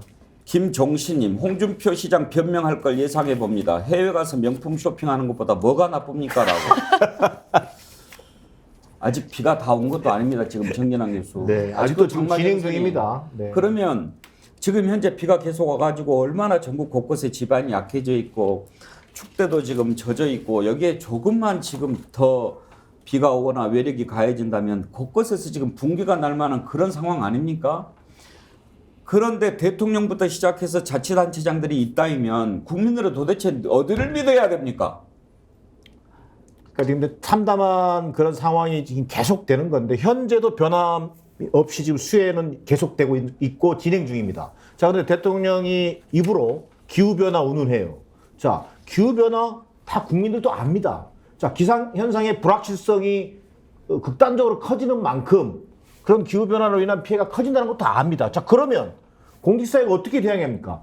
기존의 관성적인 대응으로는 기후재난으로부터 국민의 피해를, 생명을 지킬 수 없다는 걸 알아야 되는 거예요. 그러니까 과거의 그 어떤 답습, 이것만으로 어려워진 시대가 된 거란 말이에요. 그만큼의 더 어떤 치밀하면서도 사전 점검, 사전 대책이 정말 중요한데 저는 대통령부터 우리 공직사회까지 그 책무를 다하지 않고 있기 때문에 또 다른 피해를 지금 어떻게 보면은 잉태하고 있는지도 모른다. 정말 있어서는 안 될 일들이 지금 계속 벌어지고 있다. 좀 이렇게 보여집니다.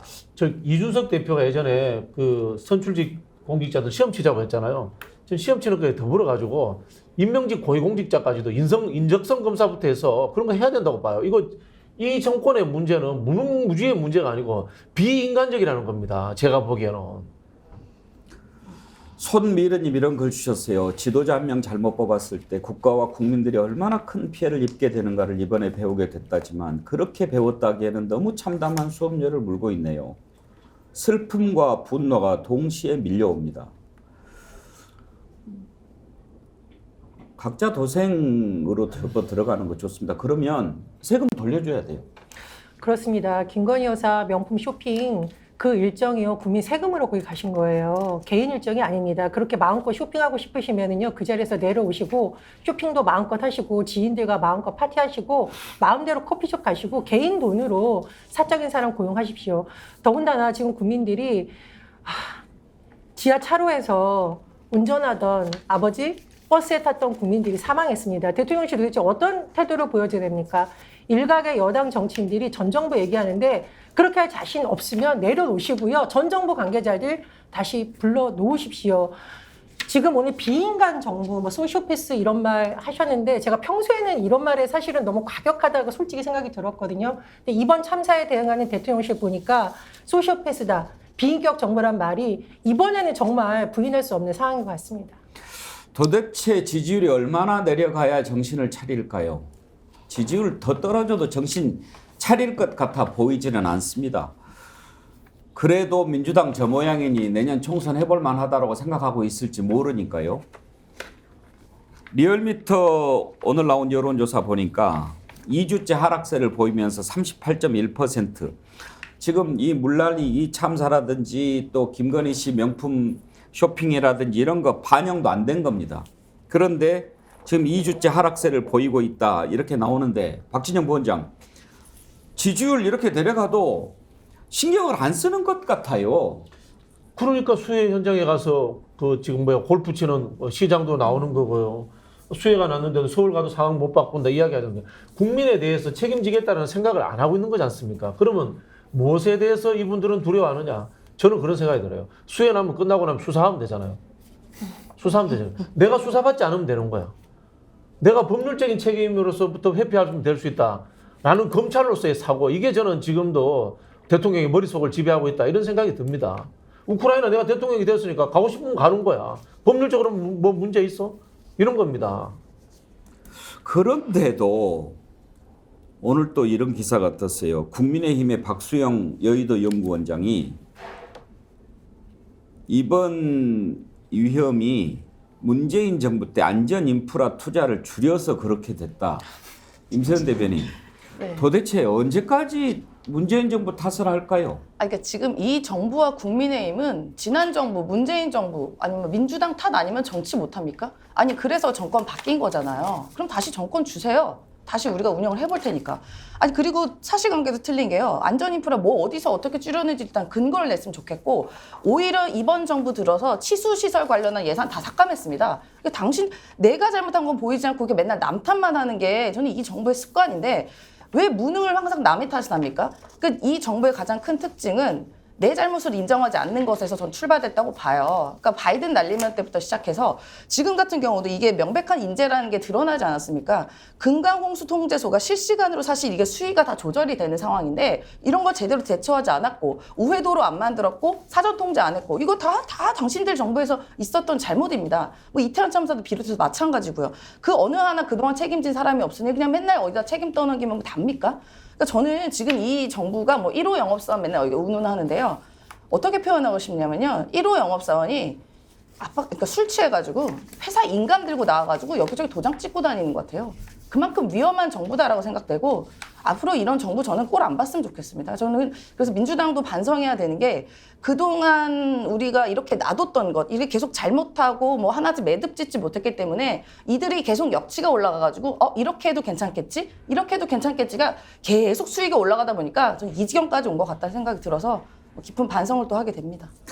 정연남 교수, 박수영 원장이 뭐라고 얘기했냐면 문재인 정부 때 삽질 예산이라고 인프라 투자를 줄이고 현금성 복지로 투자의 우선순위를 바꿔서 이렇게 됐다는 거예요.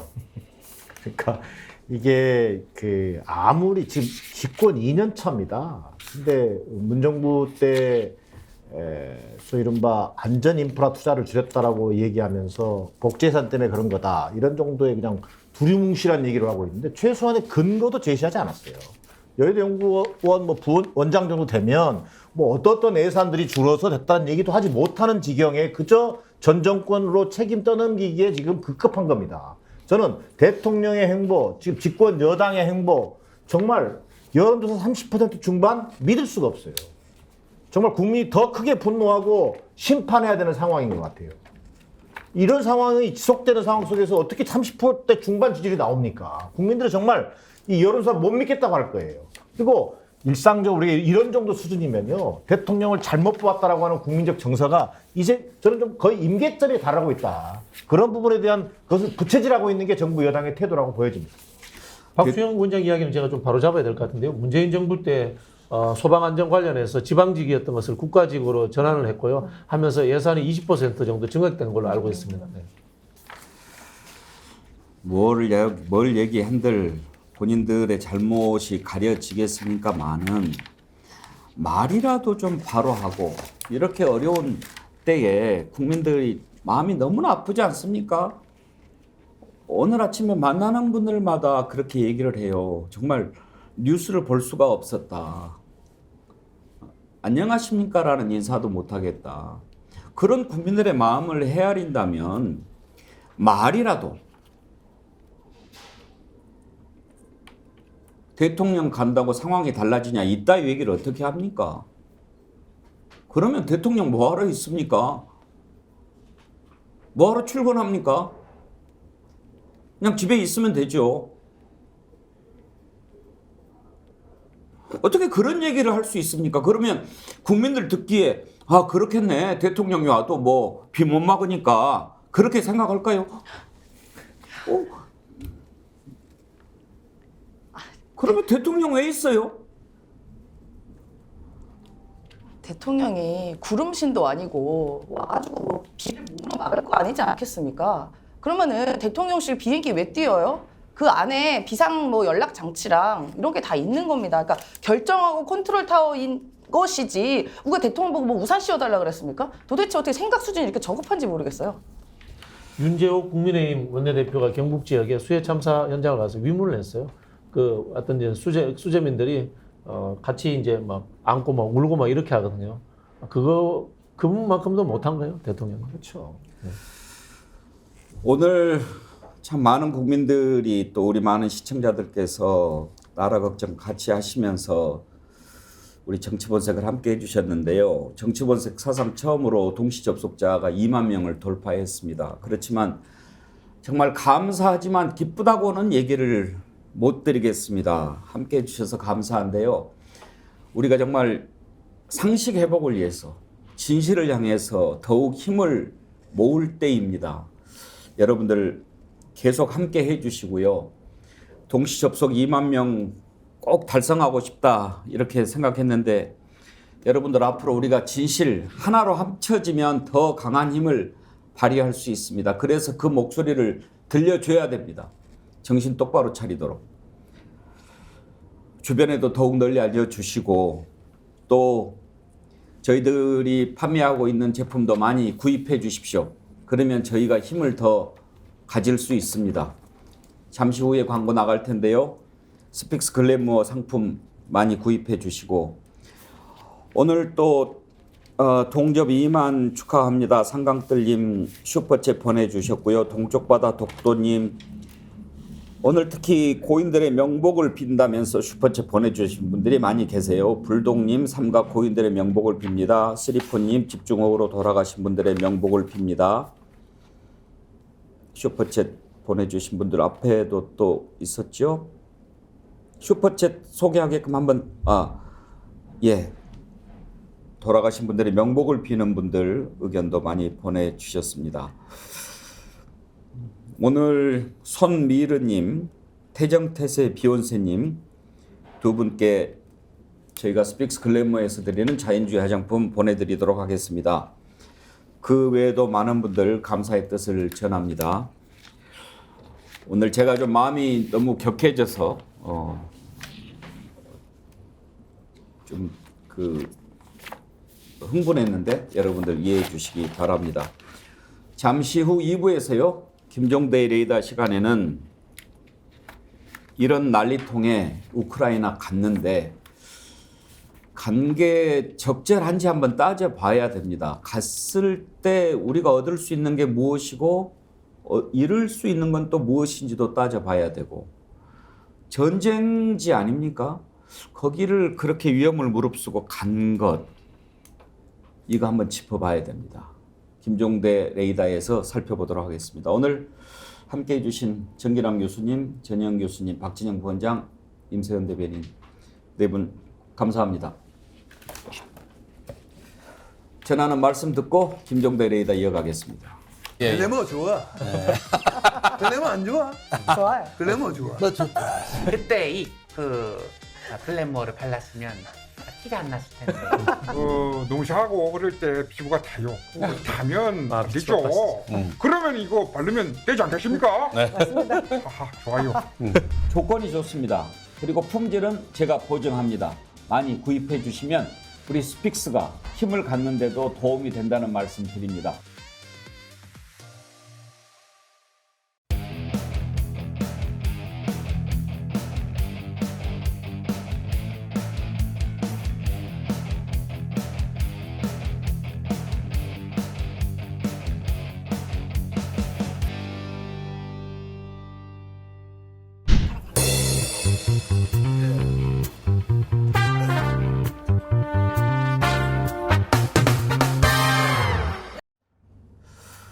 (24시간) 깨어있는 진실의 레이더 김종대 레이더 시작하겠습니다. 어서 오십시오. 안녕하세요.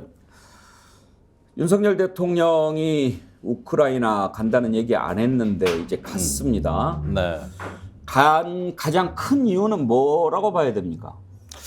글쎄 뭐 서울 양평 고속도로가 그 종점이 바뀌더니 순방도 종점이 바뀌는구나. 원래 종점이 폴란드인데 예. 우크라이나로 바뀌네요. 그러는데 원래 계획이 전 있었다고 봐요. 극비리의 이 그렇겠죠. 계획을 예. 보안을 일단 지키다가 막판에 이제 그 전격적으로 방문을 한 건데 그 사실 갈 수도 있다고 봅니다 저는. 예. G7 국가들이 다 갔거든요. 그러니까 심리적 지팔이라 그랬잖아요. 그러니까 심리적으로 가야 되는 거예요. 그 반열에 끼겠다. 역시도 이제 그 어떤 탑 클래스에 대한 열망이 여기서도 드러났다. 이게 이제 말하자면은 그 정상 외교의 명품 쇼핑이라고 보면 되겠는데 전 여기까지는 이해가 가요. 예. 가서 어떻게 메시지를 내고 국격을 높였는가가 문제지. 사실은 언제고 한 번은 갔어야 될 것이다. 난 그거 탓하고 싶지 않아요. 그런데 가서가 참혹했다 이겁니다. 제가 나오는 메시지를 하나하나 다 분석을 해봤다고. 예. 그런데 우선 가가지고 처음에 과시적으로 딱 터트린 게 뭡니까? 저기 1억 달러 해외 개발 원조 자금 지원하겠다는 예. 거 아니에요? 근데 이게 말이죠. 유상 차관이에요. 이게 지원이 아니라고.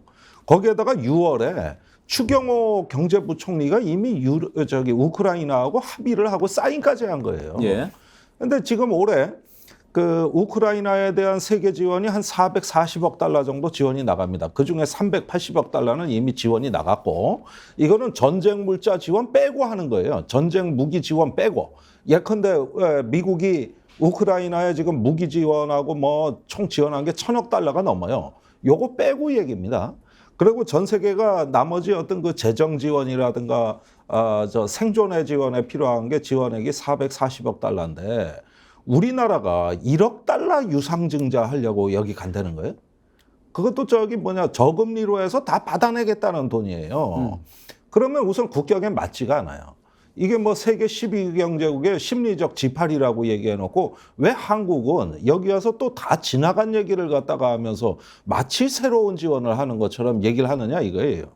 그 다음에 제일 젤렌스키가 원했던 게 뭐겠습니까? 재건 지원 지금 사업 얘기를 하는데 이것도 한마디로 열받는 얘기인 게 전쟁이 끝나야 재건 지원을 하죠. 자, 이 재건 지원 사업이라는 건 뭐냐면은 최근에 골드만삭스가 우크라이나에 들어가서 컨설팅을 하고 있어요. 무료 컨설팅.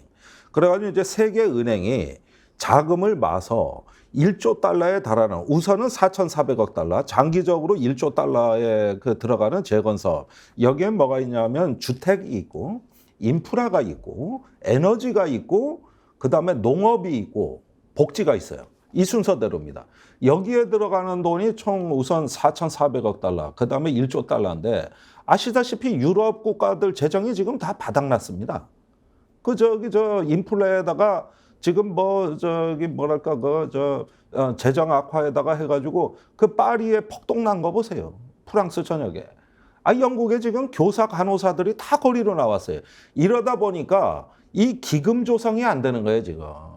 그러면은 한국이 재건 지원이란 건 뭐냐 하면은 국제사회에서 평화를 얘기하고 이 우크라이나를 회복시키고 재건하고 현대화하자.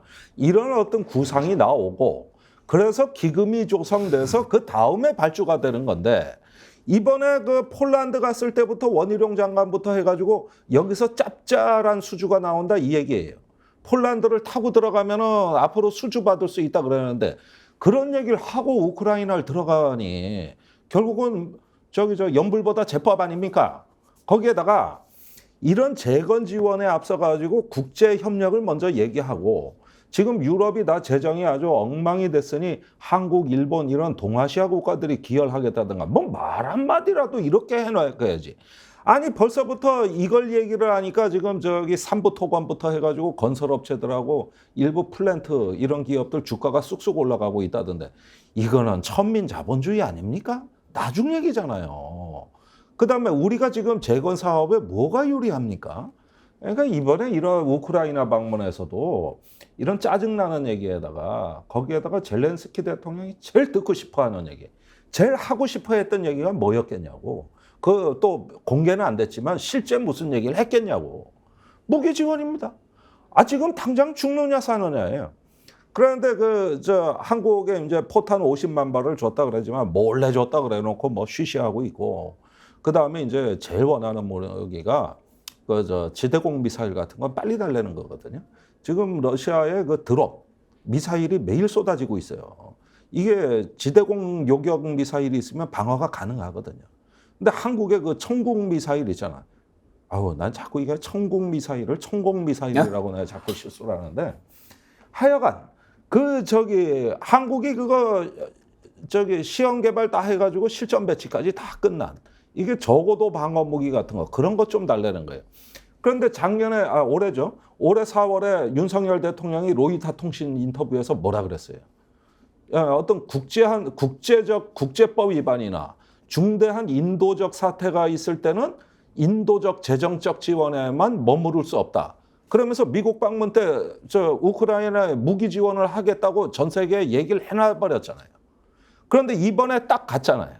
이번에 갔는데 로이터 통신 얘기한 건 어디로 갔어요? 그러니까 저도 무기주의원은 신중하게 해야 된다는 건 저도 그렇게 생각을 합니다만은 현지까지 젤렌스키 대통령을 만나가지고 그럼 면전에서 절박하게 얘기를 하는데 그러면 최소한 공격 무기는 못 준다고 쳐요. 방어 무기는 줄 수 있는 거 아닙니까? 그것마저 왜 못 줍니까? 근데 빈손으로 간 거예요. 그 얘기도 안 하고 왔다고. 그런데 뭐 6.25 때 공산군 남침을 막았고 어쩌고 계속 이런 얘기를 하네. 계속 이런 얘기를. 이번에 젤렌스키 대통령 만나서 정상회담 하면서 이순신 장군 얘기를 했던데 생즉세 사즉생의 정신으로 함께 싸워 나가자 뭐 그런 얘기인데 한번 들어보죠.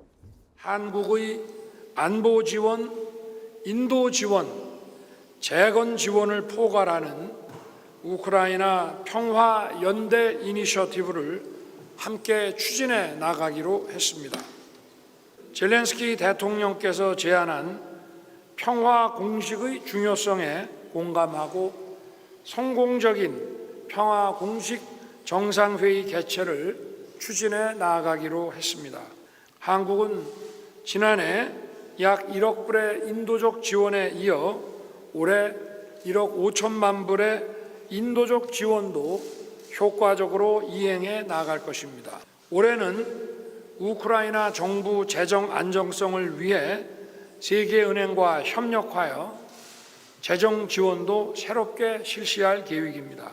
생 즉 사, 사 즉 생의 정신으로 우리가 강력히 연대해 함께 싸워 나간다면 분명 우리의 자유와 민주주의를 지켜낼 수 있을 것입니다. 자, 이제 뭐 인도적 지원 얘기하고 꼭 군수 물자는 아니더라도 뭐 전쟁용 살상 무기가 아니더라도 지원하면서 함께 싸우겠다라고 하는 의사를 밝힌 겁니다만 어찌 됐든 이제 저런 식으로 전쟁 중인 나라에 가서 지원하겠다라고 하면 러시아는 우리나라를 어떻게 생각하겠습니까? 그래서 지금 걱정하는 목소리가 많이 나오고 있습니다. 민주당의 김병주 의원은 폭우로 인한 긴급 상황에 순방을 중단하고 귀국해도 모자랄 판에 반대로 일정을 늘리고 완보를 위태롭게 하고 있다. 대통령이 직접 전쟁터를 방문해 러시아 적대국을 자처했다. 윤 대통령의 무분별한 행보가 한반도에 전쟁 먹구름을 몰고 오고 있다. 김태년 의원도요. 전쟁 중인 우크라이나에서 생즉사 사즉생의 정신으로 강력히 연대해 함께 싸워나가자고 말할 때가 아니다. 심지어 전 세계가 지켜보는 앞에서 군사무기 지원까지 약속하다니요. 전쟁의 불씨를 한반도로 끌고 오는 위험천만한 짓이다. 휴전국인 대한민국이 러시아를 상대로 전쟁을 불사하겠다는 선포나 다를 바 없다. 이렇게 얘기를 했는데 너무 지나친 발언이라고 보십니까? 조금 지나치다고 보는데 이거는 세부적으로 세세하게 가야지 당장 이게 한반도에 전쟁을 몰고 온다는 식의 비판은 좀 많이 나간 것 같습니다. 사실 러시아가 지금 그럴 여력이 없습니다. 이미 그리고 포탄 50만 발이 갔어요. 그래서 이런 어떤 비판보다는 사실은 어떤 제대로 지원하는 약속을 하지도 않으면서 아까 인도적 재정적 지원이라는 건 이미 다 지원한 거라든가 유상증자라든가 이런 것들 얘기하는 거고 또 저 세계은행하고 협력 재정적 지원 같은 경우는 지금 아직 기금 조성도 안 돼 있는 상황이기 때문에 이게 다 뜬구름 잡는 거. 그러니까 무언가 대단한 기여를 한 것처럼 어떤 과장 사진 찍는 어떤 과시적 외교를 하고 그 다음에 러시아에서 얻어맞는다는 이게 어이없는 거예요. 그러니까 이번에 살상무기 지원은 안 했는데도 적대국으로 러시아하고 관계는 악화된다. 그러면 이거 개도 구럭도 다 읽는 격이 되는 것이죠. 이런 면에서 조금 어떤 우리가 참으로 이게 어떤 보면은 마치 명품 쇼핑하듯이 사진 찍는데 또 괜히 또 허영심이 들었구나. 이 두 부부의 허영심이라고 봐요, 저는. 지원을 하려면 제대로 하고 우크라이나에 가서 실질적 도움을 주든가. 그도 아니라면 가지 말든가. 이렇게 했어야 되는데 이게 뭡니까? 지금 올해 440억 달러 그 인도적 지원 가는데 우리나라 이제 1억 달러 지원한다고 저렇게 마지막에 저래버리니 사실은 그런 면에서 규모도 작고 국격에 맞지도 않고 이런 면에서 GA 그 G8 그거 프레임에 지금 녹아든 거예요. 근데 물난리가 안 났어도 우크라이나 가는 것 지금 이 상황에서 적절한가 논란이 있을 만한데 지금 우리나라가 난리가 나지 않았습니까? 예. 가는 것은 적절했다고 보십니까? 그러니까 아마 사전에 약속이 돼 있다면 아마도 제가 보기에 비밀리에 통보가 돼서 약속이 있다면 기다리고 있다면 가기는 가야 됐다는 건 맞습니다. 그런데 여기 뛰어와도 물난리 그거 뭐 대통령이 뭐 비 오는 거 막을 수 없다는 이 발언이 잘못된 거예요.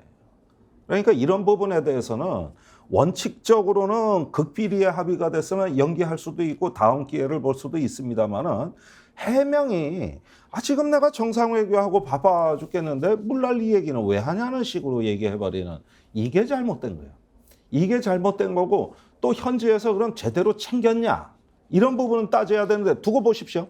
제 말이 이제 거의 들어맞을 거라고 저는 99% 확신하는 게 이제 들어오시잖아요. 제일 먼저 뭐 하실 것 같아요? 들어왔어요. 들어와서 뭐 하실 것 같냐고요. 이제 중대본 회의하면 뭐 할 것 같냐냐. 또 소방관 공무원 때려잡는 일부터 할 거예요. 이제 화풀이하는 일부터 할 거라고. 이태원 참사 때 우리 안 봤습니까? 이제 개 잡듯 잡을 겁니다. 이제 저기 소방 공무원 그다음에 지난 정부 이 순서로 가는 거거든요. 그래서 소방 공무원 늘리던 것도 멈췄고 뭐 지자체 뭐 그런 데 돼 가지고 이제 보면은 저기 아마도 또 압수수색 들어가고 또 저기 이태원 참사 때 그 이태원 파출소 지구대 그거 털듯이 이제 그거 시작되는 겁니다. 이거.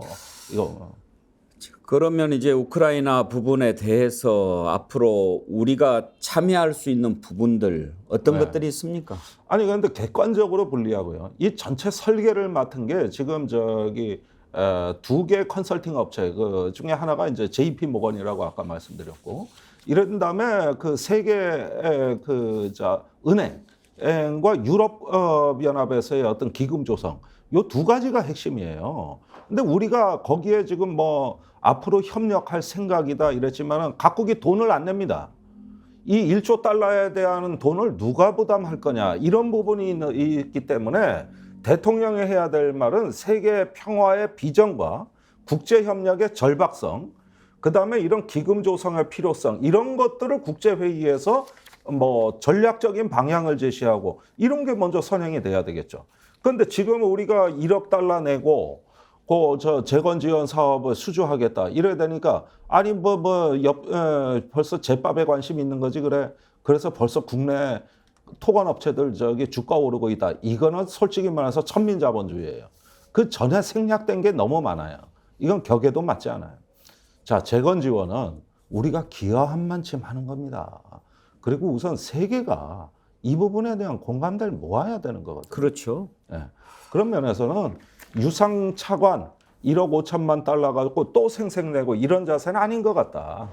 네, 그리고 그래서 이번에 전반적으로 나토 정상회의나 폴란드 방문에 있어가지고 상당히 국가의 격에 맞지 않는 외교가 많았습니다. 대표적으로 무기 원전 판매인데 이거는 대통령이 공개적으로 하는 세일즈가 아니거든요. 대통령이 무기 중개상입니까?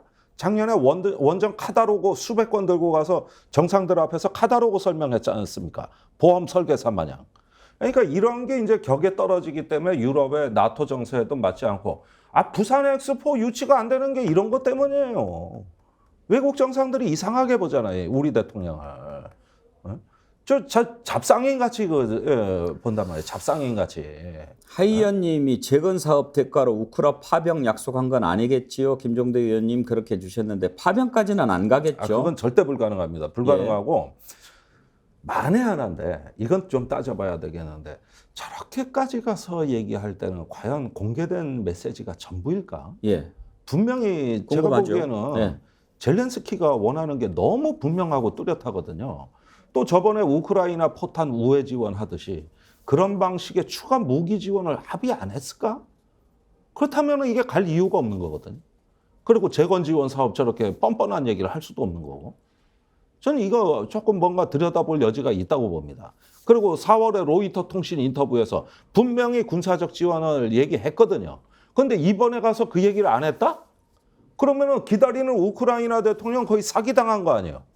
아니 본인이 하겠다고 해놓고 그리고 무기 지원보다는 유럽 국가다 올면서 무기 판매를 얘기했다? 이게 뭡니까? 이게 말이 돼요? 분명히 여기에는 뭔가 우리가 모르는 일종의 막후 외교가 있다고. 이게 없을 리가 없다 이게.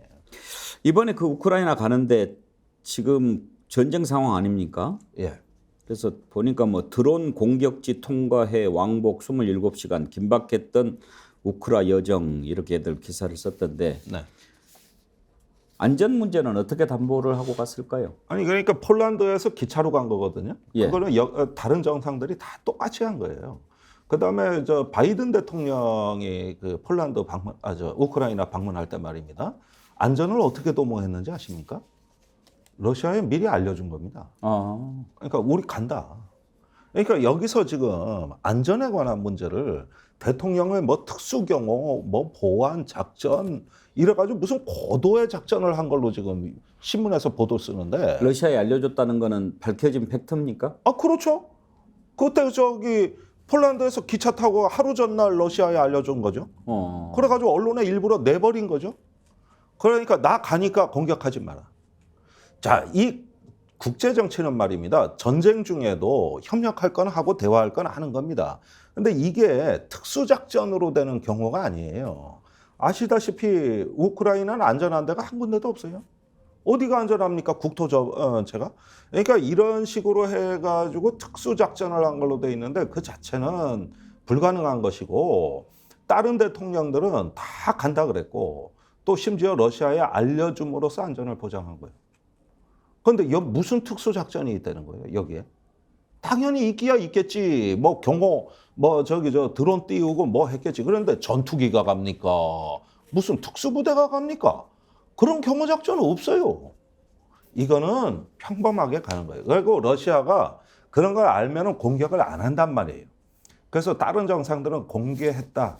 예, 요 점 말씀드립니다. 알겠습니다. 한 가지 더 짚어보죠. 김건희 여사가 이 와중에 지금 명품관을 들러서 논란이 되고 있지 않습니까? 예.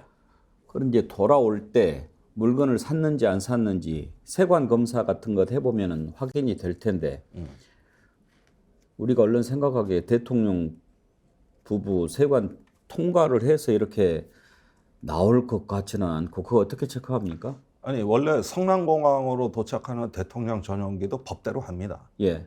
그러니까 다 세관 신고서 쓰게 돼 있어요. 네. 그런데 김포공항이나 영종도공항만 지금 빡빡하지가 않아요.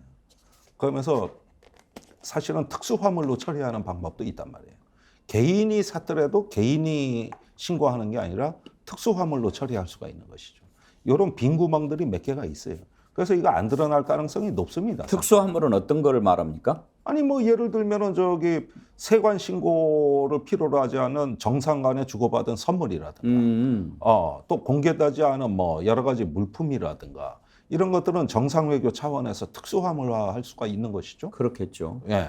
그러면 이거는 드러나지 않을 수 있는 방법은 얼마든지 많은 거예요. 그러면 명품과는 같지만 사지는 않았다라고 답변을 대통령실이 내놨다고 그러는데 예. 나중에 세관을 통해서 확인할 수 있는 방법은 좀 없다고 봐야 되겠네요. 그렇죠. 성남공항의 그 통관 절차는 믿을 수가 없다. 그리고 구멍이 많다. 예. 이 점은 좀 유념을 해주셔야 될 것 같고, 그 다음에 그 명품관이 쇼핑이나 뭐나 이런 것들도 사실은 어떻게 보면은 거기서 어떤 그 물품을 뭘 사고 어떻게 이것이 누가 샀느냐. 김건희가 샀느냐 아니면은 다른 수행원을 시켜서 샀느냐 이런 부분들도 다 이미 제가 보기에는 드러나지 않게끔 보안 조치가 다 끝난 걸로 알고 있습니다. 사실 뭐 제가 천공 때문에 지난주에 경찰 조사 받을 때도 보니까 CCTV 기록물 경호처에서 제출한 거 경찰 내 극소수 불과 2-3명만 지정해가지고 특수 자료라 그래가지고 일체 접근 못하게 하고 그 두세 명만 하더라고요. 다 비밀이라는 거예요. 누가 왔다 갔는지, 와서 뭘 봤는지, 뭘 가져왔는지 이런 거 다 비밀이랍니다. 그런 상태로 재판 가는 겁니다. 우리한테 재판에서도 공개 안 할 거예요. 그러니까 이런 부분 대통령과 관계된 거는 다 보안 사항이라니까요. 결국은 이걸 검증할 수 있는 방법은 이 정권에서는 없죠. 거기에다 특수활동비 처리한 뭐 영수증이 있습니까? 이게 무슨 물품 보증서가 있습니까? 그거 어떻게 하겠습니까? 이거는 밀어붙이면 끝이에요. 이거는. 만약에 명품을 샀다면 자기 돈으로 샀겠죠? 그건 모르죠. 그런데 돈 많으신 분이고 요즘 땅으로 시세 차익도 많이 거두셨으니까. 그런데 그게 정상이죠. 원래대로 했다면. 원래대로 했다면 그게 정상이죠. 그러나 뭐 특수활동비를 윤석열 대통령이 서울지검장, 검찰총장한테 하도 많이 그거 개인적으로 써가지고 100억 단위가 넘으니까 거의 특수활동비 대통령실 여전히 있을 거고 그 외에 업무 추진비 있을 거고 뭐 이런 것들 여러 가지 내역이 안 나오는 돈 둥둥 떠다니는 거 있잖아요. 둥둥 떠다니는 거. 노신사 아이디 쓰시는 분이 구매한 물품 입국 시 안 가져오지요. 외교 행랑으로 들여오겠죠. 외교 행랑은 그 세관 검사가 면제되니까요. 그렇습니까? 네, 그런 방법도 있습니다. 아무튼 뭐 세관을 피할 수 있는 방법은 다양하다 이 말씀이죠. 네, 그렇습니다. 근데 최근에 김건희 여사가 이 쇼핑이나 이런 것들이 이제 드러나는 맥락들을 보면은 나는 그 대통령 영부인의 허영심이 이제 통제 불능 상태에 갔다고 봐요. 지금 대통령 그 부인의 저 트위터 관리도 어떻게 됐는가 하면 잘 살펴보면 재미있는 사실들 많이 나올 겁니다. 아마 트위터 본사에서 관리해 줄 거예요. 그것도 우리 쪽에서 요청해가지고. 그게 뭐냐면은 친구 맺기 같은 거 관리를 해주는 VIP들이 있다고. 그런 멤버십이 있거든요, 거기가. 그런 것들 한번 잘 살펴보시면은 완전히 이게 뭐냐면은 퇴임 후에도 국제적인 어떤 유명 인사들의 오피니언 그룹, 그 탑 클래스에 끼겠다는 어떤 자기 허영심이 있어요. 그런데 필요한 액세서리와 인맥, 네트워크 이게 지금 구축이 들어가는 거거든요, 사실은. 이상섭님, 공무원들 집중호우 시 앉아만 있지 말고 현장 나가 대처해야. 명품 쇼핑에 귀국 연장해서 전쟁터 가는 대통령이 할 말인가 그런 걸 주셨는데 이번 집중호우 피해 너무나 참 인명피해가 심각한데 도처에서 도대체 공직사회가 움직이질 않는다. 공무원들이 움직이질 않는다. 이런 얘기가 너무 많이 들립니다. 네, 이 정도 무감각은 실제로 어느 정도 무감각이냐면은 사실 요즘 호우나 폭우는 그냥 호우 폭우가 아닙니다. 이거는 이제 기후의 반란이에요. 사실상 이 정도 비 오는 건 앞으로 예사일이라고요. 그래서 비의 개념이 달라졌어요. 그래가지고 비에 대해 가지고 이걸 하나만 봐도 하여간 자연은 이 기후 위기에 대비하느라고 참 바쁩니다. 근데 인간들만 감각이 없고 한가한 거거든요. 그래서 이것도 그런 맥락에서 지금 봐야 되는 건데 이 아무리 중대본 회의를 열어도 이 탄소 악당 국가가 그런 거 깨달을 리가 없습니다. 여전히 성장주의인데. 그러다 보니까 공무원도 이게 뭐냐 하면은 그냥 있을 법한 재난 대비 정도로 보는 거예요. 경각심이 전혀 없어요. 거기에다 청주에서 이게 일어난 장소가요. 이거 언론에서 왜 그 얘기를 안 하나 모르겠는데 2017년에 기록적인 폭우가 내린 적이 있어요. 예. 그런데 청주에 이 지금 범람한 미호천이 그때도 범람한 거예요. 그래가지고 산업단지를 덮치고 온통 오송 일대가 물바다가 됐던 거거든요. 그러니까 일어난 데서 또 일어났는데 이번에는 더 대처를 못한 거거든요. 예. 그랬는데 그때 이제 폭우가 지나간 뒤에 지금 이 무렵 7월에 그 땡볕에 청소 일용직 노동자가 그 땡볕에 일하다가 열사병으로 돌아가셨어요. 그래가지고 저도 그 장례식에 갔다 왔잖아요. 그리고 매번 그분들 이제 봤는데 저 비정규직이라고 그 공적인 보상과 산업재해 인정이 안 돼 버린 거예요. 그걸 충북에서 그거 하나 하는데 4년 질질 끌었습니다. 4년. 우리 그랬던 동네예요, 여기가. 김용대 의원 고향이 청주시죠. 예. 미호천 누구보다도 잘 아실 것 알죠. 같은데 예. 이번에 이렇게 보도가 나온 걸 보면 그 미호천 1호 행복도시 관련해서 무슨 다리를 공사하고 있는데 그거를 짓다가 제방이 약간 무너졌다는 거예요. 네. 그래서 그걸 임시로 쌓았는데 그 부분이 약하니까 네. 그게 넘쳐서 네. 지하차도로 이렇게 쓸려 들어왔다라고 하는데 그렇습니다. 그러면 임시 제방이니까 위험한 것을 사전에 충분히 예견할 수 있는 거 아니 아닙니까? 그러니까 아니 그 사이에 시장이 바뀌고 지금 저기 국회의원은 뭐 도정환 의원 지역구네요. 그대로지만은 거기 지방의 그 시장 뭐 도지사가 다 바뀐 겁니다. 지금 국민의힘으로. 그랬는데 저번에도 그 비 왔을 때 김영환 충북도지사 충주 가서 술 먹다 걸린 거 아닙니까? 골프장 갖고. 이 동네가 아주 얼빠진 동네예요, 이 동네가. 그랬는데 그 저번에 범람했던 거기서 멀지가 않은 데거든. 이번에 저기 뚝이 이렇게 범람이 된 데가. 그때 왜 범람이 됐느냐? 저기 산업단지 인근에 그 이렇게 다리 있는데 부유물이 떠내려오다가 막히고 그 왜 녹강이라고 이렇게 그 시설 그가 쌓여 있었는데 이게 강을 막아버린 거예요. 그래가지고 강이 범람을 해가지고 산업단지의 그 폐수 처리장이 범람이 이제 겨우 몇 센치 남겨놓고 멈췄는데 그게 범람이 됐으면은 금강 전체가 오염됩니다. 거기에 산업 독성 폐수가 다 저장돼 있던 그게 범람될 뻔했거든. 그러면 우리나라 지금까지도 치유가 안 됐을 뻔한 그 장소요. 근데 이번에 거기서 이번에 저기 뚝을 이 장마철을 앞두고 제방 임시공사를 하고 있었다는 겁니다. 그래가지고 이번에 그 물 몇만 톤이 그 지하차도로 들이쳤는데 그거 보세요. 온갖 토사에 그냥 뭐 완전히 시계 제로 그래가지고 잠수부들이 못 들어가는 이 상황이 됐다는 거거든요. 그러니까 이게 5년 전하고 똑같아. 5년 전까지 갈 것도 없습니다. 바로 지난해에 지하 참사가 그렇게 났는데 이번에 그러니까 대통령이 지키고 있어도 제대로 지금 대응이 될까 말까 한 상황 아닙니까? 그런데 대통령 간다고 상황이 달라지냐 이런 얘기나 하고 있으니 말입니다. 아니 그럼 대통령이 우크라이나 가면 전쟁 상황이 달라집니까? 그러니까요. 그건 다 마찬가지잖아요. 그러니까 지금 그런 하나마나한 얘기할 때가 진정성 없는 얘기할 때가 아니라 이런 부분에 있어가지고 그동안 제가 이 윤석열 정부에 대해 가장 많이 한 얘기가 참사, 이 재난에 약한 정부다. 지금 저기 이번에 왜 대통령실에 위기관리센터하고 국정상황실 뭐 했는지 얘기 안 나옵니까? 나 제일 황당한 게 저번에 이태원 참사하고 호우 피해가 있고 나가지고 대통령실 위기관리센터 점검하고 이거 안전망 다시 구축한다는 얘기 들은 지가 언제입니까 우리가? 근데 이번에 그 얘기가 없어요. 예. 없습니다. 난 용산의 지하 벙커가 제일 의혹이에요.